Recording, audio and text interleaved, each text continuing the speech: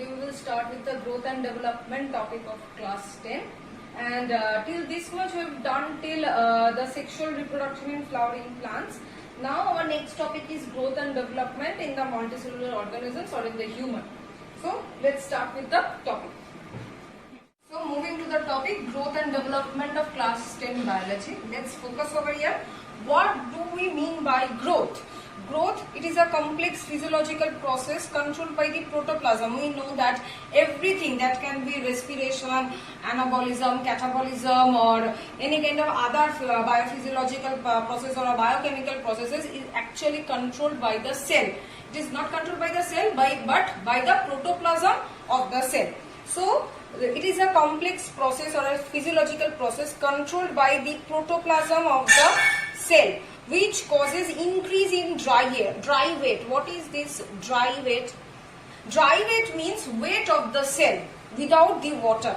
Okay, because when we actually urinate, the water or the excess water from our body goes out, leaving only this dry weight. So whenever you are gaining any kind of nutrition or there is the growth, so there should be an increase in the dry weight. Okay, when there is an increase in the dry weight, we can say yes, the growth has taken place. Okay, dry weight is being taken by excluding the water from that particular cell or from that particular organism. Now, why will this dry weight increase when this anabolism will be more or will exceed the catabolism? Now, what is anabolism? Anabolic process means it is a constructive process, just like the nutrition.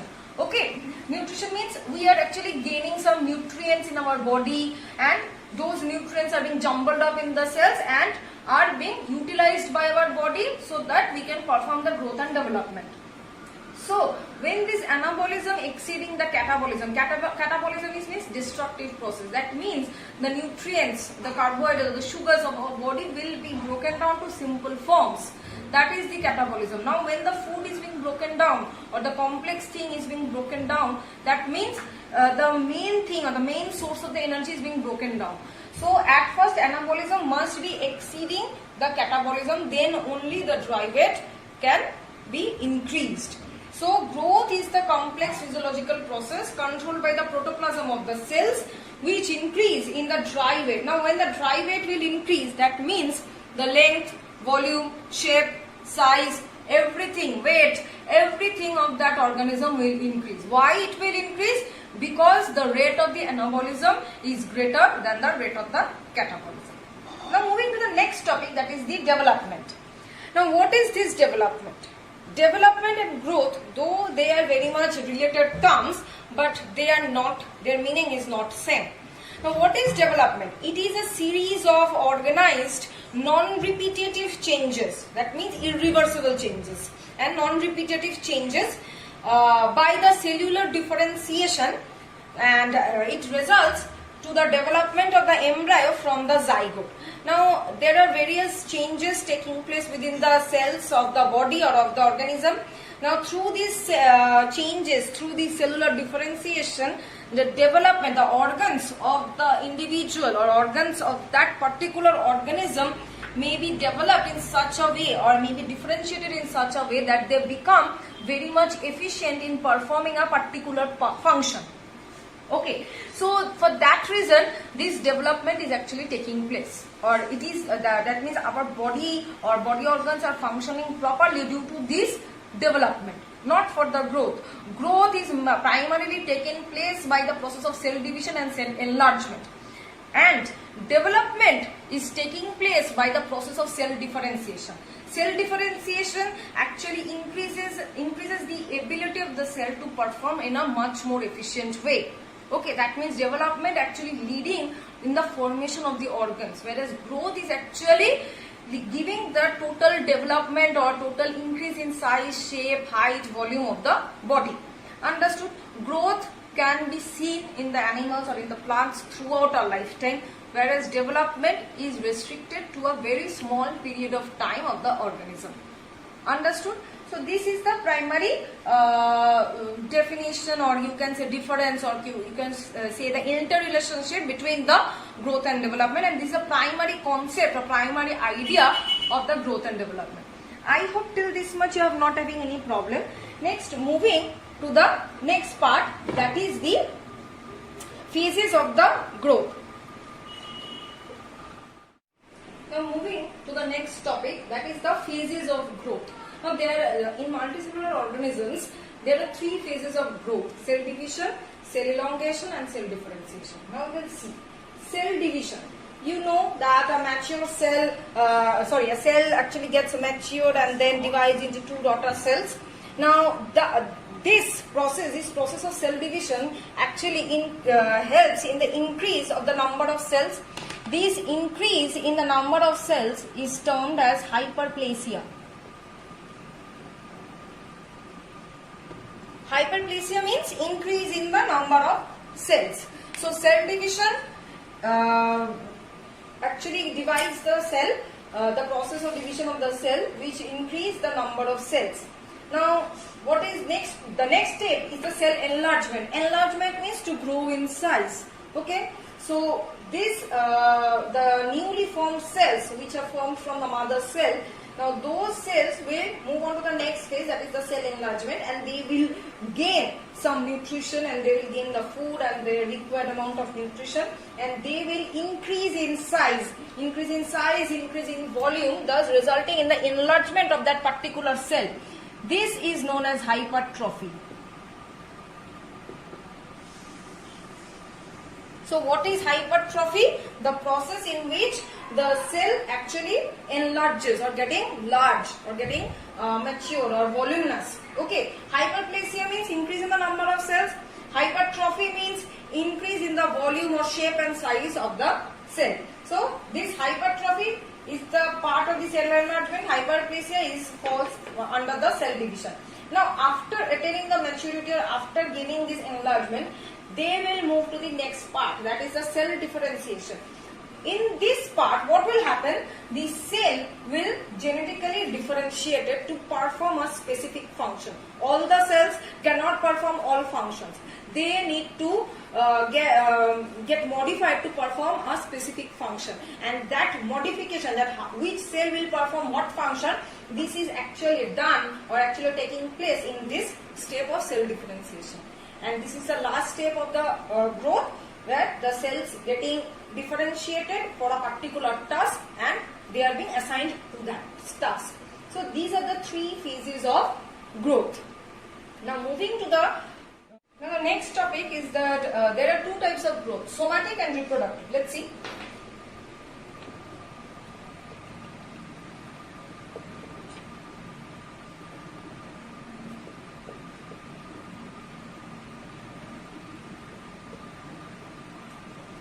Now, the somatic growth. Somatic means body parts. Okay, that means in plants, what are the body parts or what are the somatic parts in the plants? That means leaf, stems, roots. These are the somatic parts or the body parts of the plant. So the growth in these somatic cells is the somatic growth. In animals, heart, lungs, liver, these are the somatic parts, so the body parts. Now growth in those parts is termed as the somatic growth. Reproductive growth, that means growth in the reproductive part. In case of plants, which is the reproductive part? Flower, fruit, floral bud, seeds. These are the reproductive part. So their growth is the reproductive growth. In case of animals, testes and ovary. So this growth is termed as the reproductive growth in case of animals. Now there are several things or several factors which are actually influencing this growth. What are they? Number one, internal factor is our enzymes, hormones. These are the internal factors that are actually helping or actually influencing the growth of the reproductive parts or any other growth. Okay. External factors means food, water, temperature, sunlight. These are the things, those are externally influencing our reproductive as well as other growth also. So this much it is the thing. Now we will move to the next topic. So, moving to the next topic, that is the phases of human development. A human actually completes his total life cycle or total phase of development in 5 stages. What are the 5 stages? You will see: infancy, childhood, adolescence, adulthood and senescence. So moving on to this infancy, that is the 5 phases of growth. First of all is the infancy. Infancy starts from birth till 2 years of the age. That means that means it is actually the child. Okay, infants. Okay, so what are the general characteristics that we can see in the individuals at this phase of development? They are actually learning various things. That means they learn to see, they learn to walk, they learn to crawl. Okay, and what happens? Their sense of seeing, hearing, smelling, touch, all these things actually started to develop in this period. That means in the period of the infancy, which is lasting from the birth till the 2 years of the age. Moving to the next phase, that is the childhood. This childhood is actually comprising from 3 to 12 years. Now this childhood phase, this phase is again we classified into 2 parts, that is the early childhood and middle childhood. Early childhood is from 3 to 6 years, middle childhood is from 7 to 12 years. So what is the thing that is being, what are the changes, what are the characteristics of particularly of this phase? In this phase, different physiological and metabolic functions they actually learning. That means cycling, walking, swimming. Okay, all these things they actually learning how to talk and how to talk properly, how to make a meaningful sentence. Their logic is being clearing up. They started to ask each and everywhere why, what, why is this required. So this type of logical thinking actually is developing in this phase, in the phase of the childhood. Moving to the next phase, that is the adolescence. Okay, this adolescence is of 12 to 18 years. Okay, now this age actually coincides with the puberty.